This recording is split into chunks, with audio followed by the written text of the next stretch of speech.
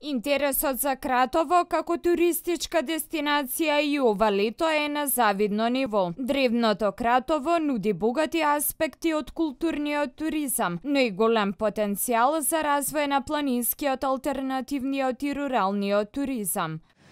Навистина Кратово како една туристичка дестинација има многу што да понуди, има огромен потенцијал, особено од аспект на културен туризам. Иако културниот туризам можеме да го комбинираме тука и со други видови на туризам, како планинскиот туризам, алтернативен туризам, рурален туризам и така натаму.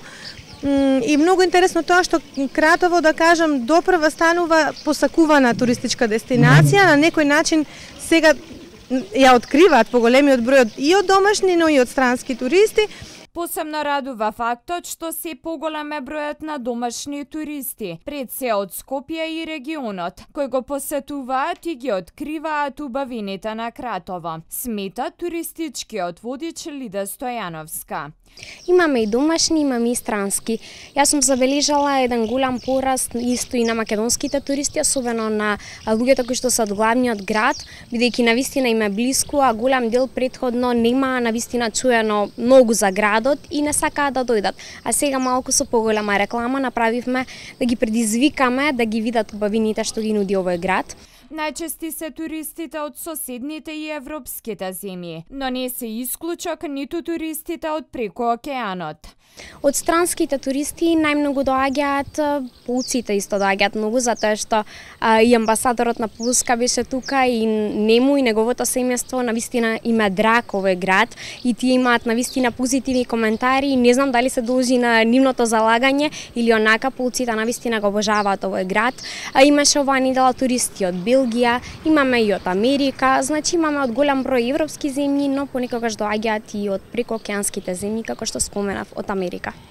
Кратово и околината со својата историја, култура и целокупниот амбиент не може да се види и доживее во еден ден, смета туристичкиот водич Стојановска, потенцирајќи дека за да се слушнат сите приказни и легенди врзани со култните места, најдобро е да се тргне со лиценциран водич. Велам, понекогаш не е доволно само еден ден за да се посети овој град, бидејќи може да се видат само дел од убавините.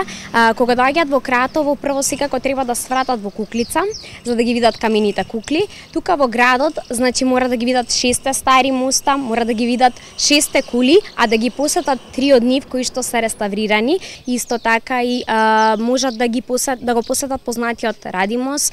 Исто така имаме и сувенирница која што нуди уникатни сувенири од Кратово, која што се наоѓа веднаш зад стоковната куќа, значи сувенирницата Кратискара.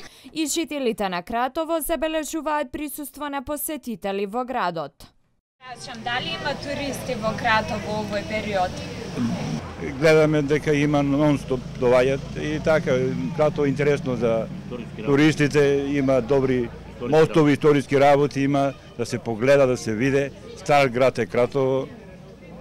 И така, мислим дека доаѓаат. Не еден ден или остануваат? Па остануваат и можеби 3-4 дена, зависи како ќе имат, важно и остануваат. Има тука хотел, имат други објекти што престојуваат и така по 3-4 дена. Кратово као град е мало историско, още од време римско, овие мостове, кулите, тие се не турски, не за време римско, тие се римјани и споменици има доста овде кои да види после и фигурацијата е вако планинско интересантно, куќи стари и такво нешто кои не се виделе луѓето, интересно да видат како е. Се нормално ќе има летен период, ќе има. Од каде најмногу доаѓа? Дали сте забележале? Од Холандија, од Србија, од Бугарија. Кои места ги посетуваат? Лесново. Овамо има тие камени кукли и доле. Па ишем сета кратовска стара истекти архитектура тоа има тука. Да, кулите, мостовите. Периоди што има туристички тури. Али со оглед на историјата на Кратово, тоа не е ништо.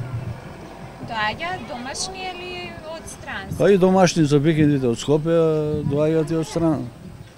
Дали останувате ли еднодневни екскурзии? Па може да е викенд екскурзија овие од Јапонија еден ден, ќе се задржат 2, Македонија